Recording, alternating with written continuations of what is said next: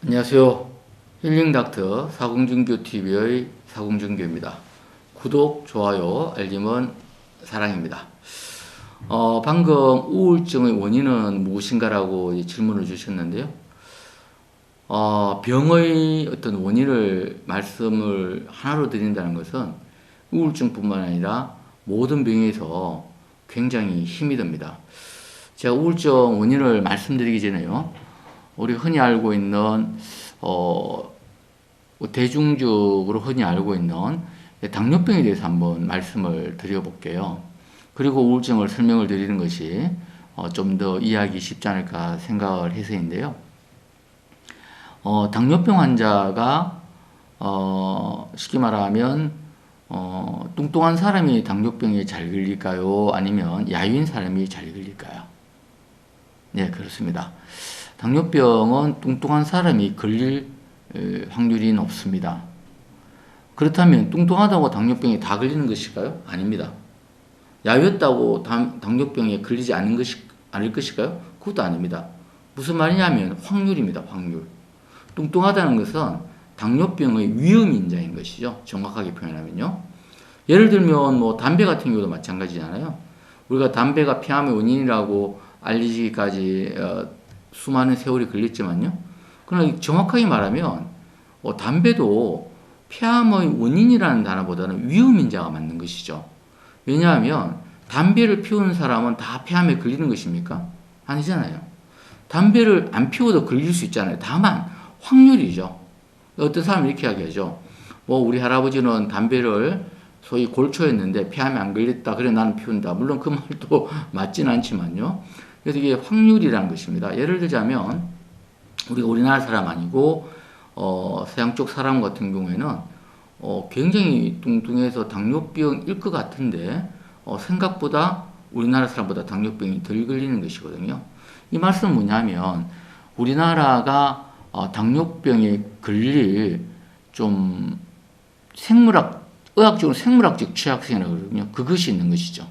그러니까 우리는 예전부터 농사 짓고 부지런히 일했죠. 우리나라 한국 음식이 어떤 거예요? 한국 음식이 사실은 건강식이에요. 그리고 열심히 또 뭐 농사도 짓고 또 그전에는 또 말타기 또 기만민족이니까 말타기도 하고 운동도 열심히 하고 그러니까 이 그 당뇨 이거 인슐린 기능이 강화될 필요가 없는 거예요. 그럼 요즘 최근에 우리들 어떻게 되죠? 저도 마찬가지입니다만은 잘 걷지 않고 예전보다 그리고 차를 타고 그리고 또 이제 뭐 고기 같은 거라든가 뭐 옛날에 못 먹던 그런 여러 가지 좋은 음식들을 많이 먹잖아요. 좋은 음식은 아니겠군요. 이 자체가 건강에 해치니까요. 하는 뭐 우리가 뭐 기타 등등의 여러 가지 어떤 패스트 푸드라든지 또는 예전보다는 훨씬 더 많은 육질을 먹잖아요. 그러니까 우리가 생물학적으로는 인슐린 기능이 발달될 필요가 없는 그러한 어떤 유전 체계를 갖고 있다가 이 환경이 변하면서 이게 언밸런스가 오는 거죠. 그래서 사실은 우리나라가 당뇨 대란이 오는 것이거든요. 다시 말씀드리면 누가 우울장애 걸렸잖아요. 그럼 예를 들어 이런 거예요. 스트레스가 많은 사람이 우울증에 걸릴 확률이 높니? 스트레스가 없는 사람이 걸릴 확률이 높니? 이렇게 물으면 스트레스가 많은 사람이 우울증에 걸릴 확률은 높지만은 그것은 확률인 거죠. 스트레스를 아무리 많이 받더라도 우리가 체질적으로 의학적으로 생물학적으로 우리가 뇌 속에 세로토닌, 노르에피네프린, 도파민의 기능이 높게 잡혀져 있다면 최소한 우울증은 확률적으로 들어올 수 있는 거죠. 근데 그분이 스트레스를 받았는데 인슐린 기능이 약하게 잡혀져 있는 그런 체질을 타고났다면 스트레스를 받으면 우울증이 아닌 당뇨병에 걸릴 확률이 높아지는 것이겠죠. 일단 그렇게 제가 모든 사실은 대부분의 현대학적 질병은 복합적으로 설명해야 된다는 거예요. 생물학적인 거, 체질적인 거죠. 쉬운 말로 하면 체질적인 거, 생물학적인 체질적인 게 또 뭐 유전적인 요소도 있을 수 있겠죠. 생물학적인 거, 체질적인 거나 유전적인 거, 그 다음에 이제 심리적인 거, 그 다음에 사회적인 거, 이렇게 한 세 가지 정도로 봐야 된다라는 말씀을 드리고요. 그래서 대개 이제 정신과 병은 다 그렇고 또 일반적으로 신체적인 병조차도 사실은 심리적인 요소가 상당히 또 역할을 하는데요. 일단 뭐 오늘 우울증에 대해서 말씀을 드리면요. 생물학적 요인으로는 우리가 우리 뇌의 우울증에 대한 생물학적 취약성이 있는 사람이 걸릴 확률이 훨씬 높다는 것이죠. 그래서 이 우울증의 생물학적 원인은 어떤 거냐면 가장 대표적인 것이 이제 신경전달 물질. 예전에는 이게 이제 뇌 안에 있는 호르몬이라 해서 뇌내 호르몬이라고 그러고 몸 밖에 있는 것은 그냥 호르몬이라 신체 호르몬인데 요즘은 뇌내 호르몬이라 말을 쓰지 않고 신경전달 물질이라고 해요. 우리 뇌 속에 여러 가지 기분이나 생각이나 이런 것이 신경전달 물질을 통해서 이거는 이제 신체적인 호르몬하고 좀 특성이 좀 다른 것이 있어요. 그래서 신경전달 물질이라고 그러는데 예를 들자면 우울증의 원인은 예를 들어 내가 아무리 긍정적인 사람이라 하더라도 예를 들자면 이런 거예요. 박지성 축구 선수 있잖아요. 그분이 아무리 축구를 잘해도 의학적으로 만약에 다리에 골절을 입는다면 축구를 뛰지를 못하잖아요. 그러니까 이거는 내가 성격적으로, 심리적으로, 사회적으로, 심리적으로 너무 스트레스도 잘 관리하고 사회적으로 스트레스가 없다 하더라도 만약에 제가 어떠한 원인에 있어든 아니면 취약성 원인에 있어든 기분을 조절하는 물질인 특히 우울과 관계되는 세로토닌 또는 노르에피네프린 또는 도파민 이러한 물질들이 기능이 떨어져 버리면 우울증이 옵니다. 그 말씀을 드리고요. 또 우리가 시상하부 뇌하수체 부신피질축이라는 것이 있는데요. 그런 거라든지 또 일중주기 우리 잠자고 깨고 이런 있잖아요. 이런 리듬에 취약성이 있어도 우울증이 올 확률이 높고요. 또 다른 생물학적 것으로 보면요. 우리가 이제 되게 이런 걸 많이 묻잖아요. 다른 우울증의 유전병입니까? 이렇게 묻잖아요. 대개 모든 정신과적 질환은 우리가 대개 알려진 모든 대부분의 병은 유전병이 아닙니다. 다만 유전적 소인은 높은 거죠. 경량성이 낮겠네요. 소인이라는 말이 좀 어렵기 때문에 무슨 말이냐면 우리가 부모 자식 간에 뭐 발가락도 닿고 다 닮잖아요. 그러나 우리가 알고 있는 유전병은 물론 유전병의 다양한 정의가 있는데 일반적으로 알고 있는 유전병 그러면 부모가 걸리면 나도 걸린다 이런 유전병으로 자꾸 100%짜리 유전병으로 생각하잖아요. 그런 것은 우울증이 절대로 아니고요. 다만 모든 병은 또 모든 뭐 발가락도 닮는데 다 그 유전적 어떤 소인은 있는 거죠. 그래서 되게 우울증의 1차 가족들이 이제 우울증이 한 부분이 있으면 일반적인 사람보다는 우울증이 걸릴 확률이 한 3배 정도 이렇게 높아진다고 보는 것이죠. 그러면 여기에 되게 이제 생물학적 취약성에 대해 설명을 드렸고요. 주로 신경전달 물질 이야기 드렸고, 그 다음에 이제 HPA 액시스, 우리 시상하부 뇌하수체 부신피질축이라든지 또는 일중주기 리듬의 취약성, 그리고 이제 유전적 소인에 대해서 이제 말씀을 드렸고요. 두 번째는 이제 정신적인 요인 또 뭐 사회적인 이게 다 나누면 3가지 되잖아요. 그러면 좀 나눠서 설명드릴게요. 이제 사회적 요인이 있고 심리적 요인, 개인 심리적 요인 내지는 정신적 요인이 있는데요. 좀 설명을 좀 쉽게 하기 위해서 사회적 요인에 대해서 먼저 말씀을 드릴게요. 우리가 당뇨병하고 설명할 때 스트레스가 많으면 우울증이 걸릴 확률이 높다. 뚱뚱하면 당뇨병이 걸릴 확률이 높다 그랬잖아요. 이 그러면 우리 우울증을 설명하면 사회적인 스트레스가 많으면 우울증이 걸릴 확률이 높아요. 사회적인 스트레스가 많으면. 그렇다고 사회적 스트레스가 많다고 반드시 걸리는 건 아니죠. 그래서 이걸 어떻게 알 수 있냐면요. 특히 이제 제일 처음에 우리 첫 발병의 우울증 환자는 스트레스하고 굉장히 많은 영향을 미쳐요. 그런데 이게 재발을 하게 되잖아요. 만약에 우울증이. 그러면 재발을 했다는 것은 원래 생물학적 취약성이 있는 것이 점점 치료가 제대로 되면 생물학 취약성을 이제 회복시킬 수가 있는데요. 치료를 하지 않잖아요. 그러면 이게 점점 이 취약성이 떨어져요. 그럼 우울증이 재발이 되면 될수록 아주 조그만 스트레스도 우울증이 걸리는 것이죠. 왜냐하면 취약성이 생물학 취약성이 점점 떨어지기 때문에. 즉 세로토닌과 노르페드닌, 도파민 같은 것들이 점점 더 취약해지는 구조이기 때문에 조그만 스트레스에도 이제 우울증이 걸릴 확률이 높은 것이죠. 그래서 가장 이제 우울증 환자의 예를 스트레스도요. 어떤 스트레스는 우리가 우울증이 잘 걸리고 어떤 스트레스는 다른 병이 잘 걸리거든요. 우울증 환자의 가장 위험성을 높이는 스트레스는 어떤 거냐면요.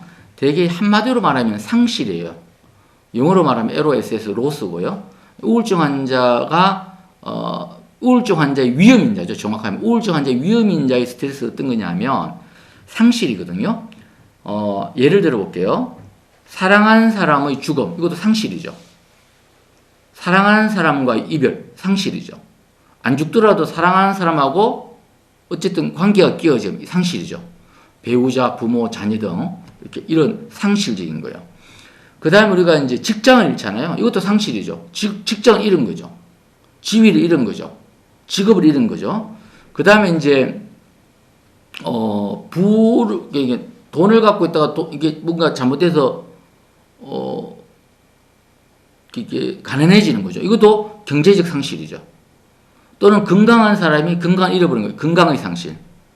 또는 이제 뭐 아름다웠던 사람이나 아니면 젊었던 사람이 이제 나이가 먹어가면 이걸 젊음의 상실로 버려버리면 나이가 먹을수록 또는 이제 매력이 있었는데 자기 매력이 없다고 생각할수록 상실이죠.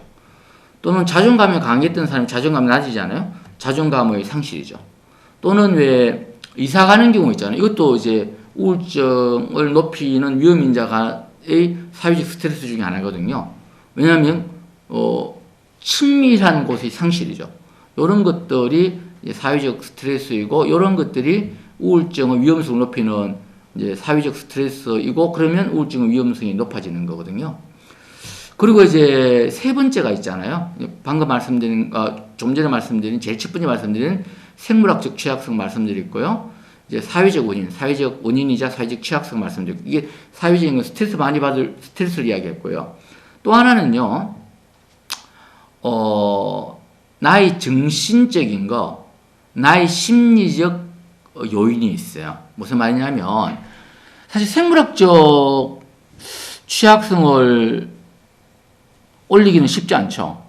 그러나 예를 들면 좀 전에 말씀드린 사회적 스트레스가 그렇게 많다 하더라도 사회적 스트레스가 많다 하더라도 이 스트레스를 어떻게 받아들이냐 하는 것은 나의 정신적 기제이거든요. 나의 심리적 기제이거든요.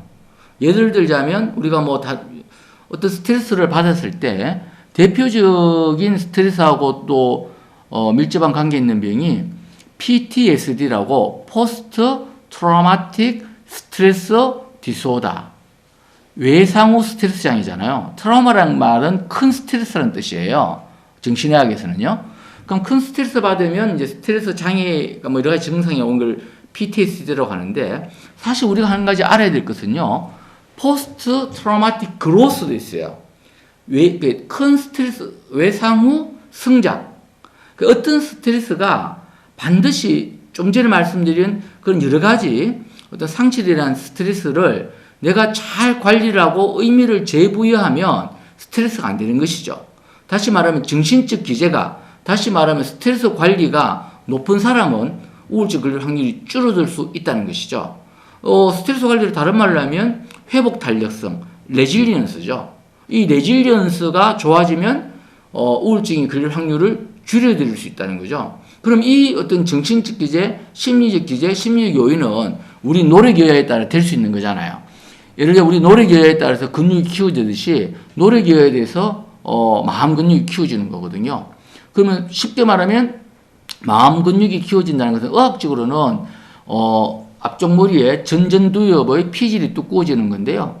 우리가 이제 신체 건강할 때 운동은 내가 타고난 체질은 뭐 굉장히 노력하면 나중에 바뀌겠지만은 당장은 이제 운동을 열심히 하면 우리가 웬만한 면역력도 높아지고 심지어는 체질도 나중에 바뀔 수 있잖아요. 우리가 그러면 마음 공부, 마음 근육 똑같은 말인데요. 마음 공부를 열심히 한다면 우리가 우울증의 확률을 줄일 수가 있고요. 우울증 확률을 떠나서 사실은 이 마음 공부를 열심히 하면 사실은 마음 공부를 아무리 열심히 해도 체질적으로 우울증이 취약하다든지 아니면 어떤 다른 어떤 인위적인 원인에 의해서 어떤 물질이 알코올 이런 게 들어와서 세로토닌 기능을 떨어지면 마음 공부를 아무리 열심히 하는 사람도 우울증이 걸리겠지만은 확률적으로는 낮출 수 있다는 거고요. 이거 마음 공부를 열심히 하면요. 우울증뿐만 아니라 사실은 인생 자체가 행복해져요. 행복해질 확률이 높아져요. 다시 한번 말씀드리면 우울증의 원인에 대해서 물어보셨는데요. 모든 병, 특히 정신의학 질병은 생물학적인 원인, 그리고 사회적인 원인, 주로 사회적 스트레스, 그 다음에 이제 정신적 또는 심리적 원인을 보는데, 이 생물학적 취약성은 이제 체질, 좀 주로 우울증을 따지면 세로토닌, 노르에프네프린, 도파민 이런 거 말씀드리고요. 그 다음에 이제 우리 그 여러 가지 유전성이라든지 이런 위주로 말씀을 드릴 거예요. 그리고 사회적 스트레스 말씀드렸고, 가장 우리가 사회적 스트레스는 내가 예를 들자면 일부러 지위를 잃고 싶어 잃는 건 아니죠. 이건 내가 컨트롤하는데 내가 가장 이제 통제 가능한 것이 이 정신적 요인, 심리적 요인이잖아요. 이런 부분들은 우리가 마음 공부를 열심히 하면 스트레스 관리법이 좋아지게 되는 것이죠. 한 3가지 정도로 나눠서 말씀드릴 거예요. 대개 모든 병은 한 3가지 측면에서 본다면 이 측면을 잘 이해하는 것은 굉장히 중요한데요. 왜냐하면 이게 이제 치료적인 면에도 이 원인에 따른 이제 치료적인 어떤 이게 매칭이 되기 때문에 굉장히 중요하다는 말씀을 드리고요. 좋은 질문 감사하다는 말씀도 드리고요. 그리고 힐링닥터 사공준기 TV는 구독, 좋아요, 알림으로 먹고 삽니다. 살게 해주세요. 고맙습니다.